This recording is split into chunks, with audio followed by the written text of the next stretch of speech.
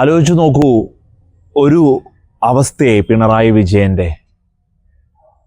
വിജയൻ സർക്കാർ ഒന്നാം ടേൺ കഴിഞ്ഞ് രണ്ടാം ഭരണത്തിലേക്ക് എത്തുമ്പോൾ പിണറായി വിജയനെ ഏറ്റവും കൂടുതൽ സഹായിച്ച രണ്ട് വകുപ്പുകളുണ്ട്. ഒന്ന് ജി സുധാകരൻ്റെ പൊതുമരാമത്ത് വകുപ്പും ശൈലജ ടീച്ചറിൻ്റെ ആരോഗ്യ വകുപ്പും.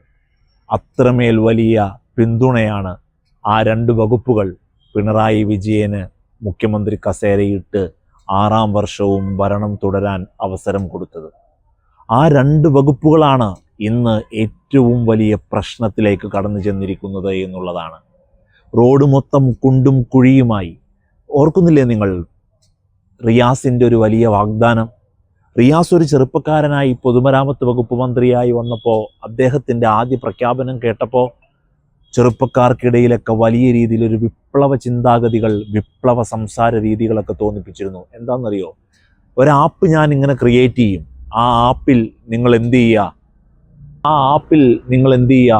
നിങ്ങളുടെ നാട്ടിട വഴിയിലോ നിങ്ങളുടെ റോഡിടങ്ങളിലോ നിങ്ങൾ കാണുന്ന കട്ടറുകൾ, ചെറിയ കുഴികളൊക്കെ ഫോട്ടോ എടുക്കുക, ലൊക്കേഷൻ ഫെച്ച് ആവുന്നു, അപ്പോൾ തന്നെ അപ്ലോഡ് ചെയ്യുന്നു. വളരെ പെട്ടെന്ന് തന്നെ PWDയുടെ വലിയ രീതിയിലുള്ള ഇടപെടലുകൾ ഉണ്ടാകുന്നു. ആ കുഴികൾ നികത്തുന്നു. നിങ്ങൾ വളരെ സുഖമായി അതിലൂടെ സഞ്ചരിക്കുക. എത്ര വലിയ കിനാശ്ശേരി സ്വപ്നം കണ്ടതെന്ന് പറയുന്ന പോലെ അവിടെ നിന്നാണ് തകർന്നടിഞ്ഞു പോകുന്നത് പൊതുമരാമത്തിൻ്റെ ഓരോ ഇടങ്ങളും എന്നുള്ളതാണ്. വോക്സ് തന്നെ ചെയ്ത ഒരു വീഡിയോ ഉണ്ട്, കാലടിപ്പാലത്തിൻ്റെ ബ്ലോക്ക്. മഴക്കാലമാകുമ്പോൾ കാലടിയിൽ ഉണ്ടാകുന്ന പ്രശ്നം. ഏത് കാലാവസ്ഥയിലും കാലടിയിൽ മണിക്കൂറുകൾ കയ്യിൽ പിടിച്ച് വാഹനങ്ങളിൽ കുരുങ്ങിക്കിടക്കുന്ന സാധാരണക്കാർ.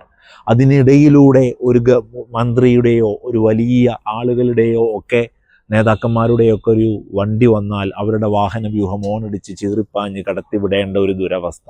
ഇതാണ് കാലടി നമ്മൾ കാണുന്നത്. അതുപോലെ തന്നെയാണ് ഇപ്പോൾ ആരോഗ്യ രംഗത്ത് ശൈലജ ടീച്ചറിൽ നിന്നും ഭരണമേറ്റെടുത്ത വീണ ജോർജിൻ്റെ ഒരു അവസ്ഥ എന്ന് പറയുന്നത്. ബിന്ദു ഇങ്ങനെ ഒരു നോവായി കേരള രാഷ്ട്രീയത്തിൽ, കേരള മനസ്സാക്ഷിയിൽ, നമ്മുടെ ജീവിതത്തിൽ ഇങ്ങനെ നിൽക്കുമ്പോൾ വീണ ജോർജ് എത്രമേൽ വലിയ അബദ്ധത്തിലാണെന്ന് നോക്കൂ. പിണറായിയുടെ ആ ഒരു തീരുമാനം, കേരളം ശൈലജ ടീച്ചറിനെ അറിഞ്ഞിരുന്ന ലോക മലയാളികൾ മുഴുവൻ പറഞ്ഞു, പിണറായി സർക്കാർ കയറുന്നതിന് മുമ്പ് ശോഭ കെടുത്തുന്നു ശൈലജ ടീച്ചറിനെ മന്ത്രിസഭയിൽ ഉൾപ്പെടുത്താതെ എന്ന്. പിണറായിയേക്കാൾ വലിയ ഭൂരിപക്ഷം നേടി മട്ടന്നൂരിൽ നിന്ന് ശൈലജ ടീച്ചർ MLA എന്നുള്ള നിലയിലും വിജയത്തിൻ്റെ വലിയ തിരിതെളിഞ്ഞ് ഒരു ശോഭയായി ഇങ്ങനെ നിന്നപ്പോഴും ടീച്ചറിനെ മാറ്റി നിർത്തിയത് എന്താണെന്ന് ഇന്നും അറിയില്ല നമുക്കല്ലേ. അതേപോലെ ഒരു ശക്തമായ തീരുമാനമായി ഇങ്ങനെ പിണറായി എടുത്ത തീരുമാനം മണ്ടത്തരമായി എന്ന് പറയാതെ വയ്യ. സുധാകരൻ്റെ കാര്യത്തിലും ശൈലജ ടീച്ചറിൻ്റെ കാര്യത്തിലും കാലം തിരിച്ചു ചോദിക്കുകയാണ് പിണറായിയോട്. കാലം കണക്ക് ചോദിക്കുകയാണ് പിണറായിയോട്. ശൈലജ ടീച്ചറിനെ മാറ്റി നിർത്തിയ, സുധാകരനെ പോലെയുള്ള കറകളഞ്ഞ നേതാവിനെ മാറ്റി നിർത്തിയ ആ രണ്ട് വകുപ്പുകൾ തന്നെ ഇങ്ങനെ വന്നിട്ട് കുത്തി നോവിക്കുകയാണ്.